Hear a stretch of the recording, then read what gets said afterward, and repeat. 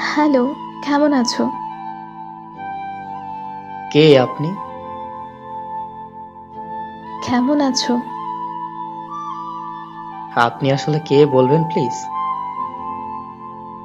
আমাকে চিনতে পারছো না? এত তাড়াতাড়ি ভুলে গেছো? আচ্ছা, আপনি কে? আপনার মতো মানুষকে মনে রেখে কি লাভ?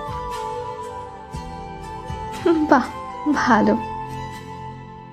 কিছু কি বলার জন্য মেসেজ দিয়েছেন? কেমন আছো?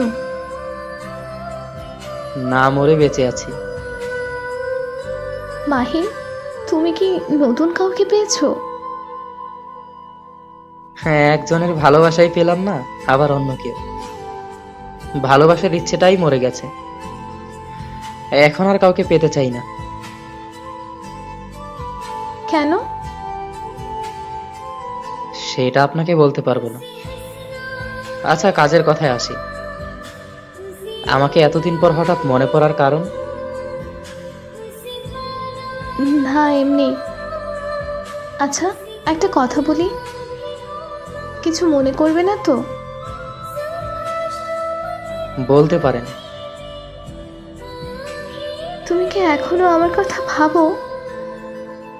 এখনো কি আমায় ভালোবাসো? না, এখন আর আপনার প্রতি আমার কোনো অনুভূতি নেই। এখন আর আপনাকে ভালোবাসি না। এখন আর আপনার কথা মনে পড়ে না।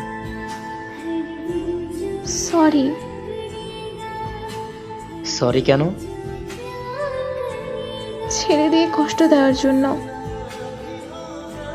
আপনাকে একটা কথা জিজ্ঞেস করতে পারি? বলো। আচ্ছা, আমি কি দোষ করেছিলাম যে আমাকে ছেড়ে অন্য একজনের হাত ধরে চলে গেলেন? আমার কি অপরাধ ছিল? আমি আপনাকে পাগলের মতো ভালোবাসতাম, আপনার সব কথা শুনতাম। তাহলে কেন এত কষ্ট দিলেন? নাকি প্রমাণ করলেন সত্যিকারের ভালোবাসলে কষ্ট পেতে হয়?